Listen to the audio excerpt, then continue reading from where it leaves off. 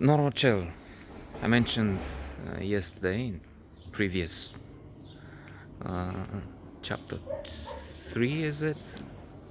Anyway, I will check and we'll give a title to this one for our large public. So I mentioned he was a Libra. I keep using him as an example when this silly subject of astrology comes into place. His sign is one of the few I know something about, and mine, and Leo. Anticipating a little bit, the mother of local beauty queen was a Leo, and later on there will be, if we reach that time, perhaps we should speed it up because they talk about the second wave of the pandemic in autumn, and maybe we don't make it after that. Who knows? And then that fucking dog and the idiot masters will get my brain fucked up before then. Barks all day and night. So we need to speed it up. And I was saying she was a Leo, and we clashed a lot. But that's in 4, inshallah. So Leo and Aquarius supposedly don't get along too well. Maybe. On the other hand, Libra and Aquarius do. Aquarius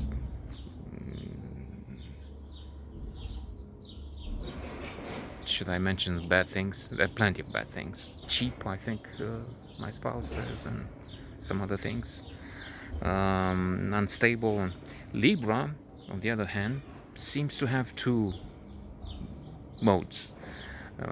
There's the Libra who has a balance, okay, reach the balance, and then calm, equanimity. The other one who keeps searching, hasn't reached an equilibrium, and so should I stay here? It's a bit cloudy, so maybe go inside. But if I go inside, it won't be for long. And if shall I continue with this? But not many people are interested. So always hesitate. That's to arrive again at Norocel. That's how he was. For instance, we would expect him somewhere near Chismigiu, let's say. But on the way from the university, he would meet some friends, some buddies from the architecture institute. And they would say, "Oh, have a beer with us." Yeah, but come on, you go and sit. So should I stay? But I need to get there. Yeah, but I can't be rude to these people here. So nice. The others are waiting, and they're also nice. What? So in the end, you wouldn't know what to do. From this practice I mentioned, picking up potatoes near Giurgiu, some 60 kilometers off south from Bucharest. I think this is where we cemented our friendship, let's say. One night I remember we were coming back from the village, or the camp was not in the village, it was isolated somehow in the fields. I don't have the coordinates, but nobody needs them. And so I guess we were going down to the village sometimes, once in a while, to try and buy something, even if shops were empty in the capital. Never mind the countryside. The countryside, you could maybe sometimes make an arrangement with locals, but not in that circumstance. What I remember that night was that it was a clear sky.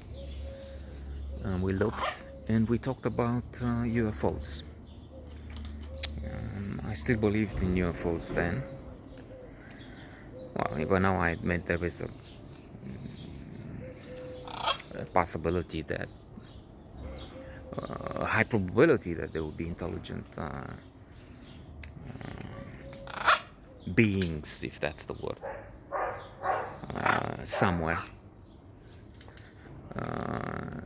That they came nearby without making contact, that seems unlikely. But then, who knows? It doesn't look impossible. It doesn't have the same appeal it had then. I mean, then reading some books like Daniken, what was the name of that?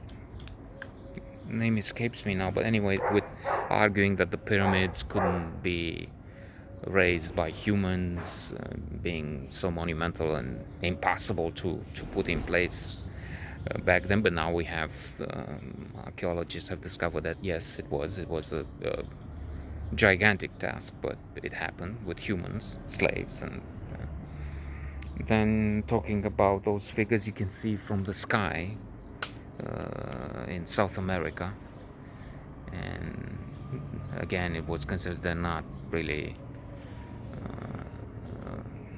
something that humans could do such a long time ago.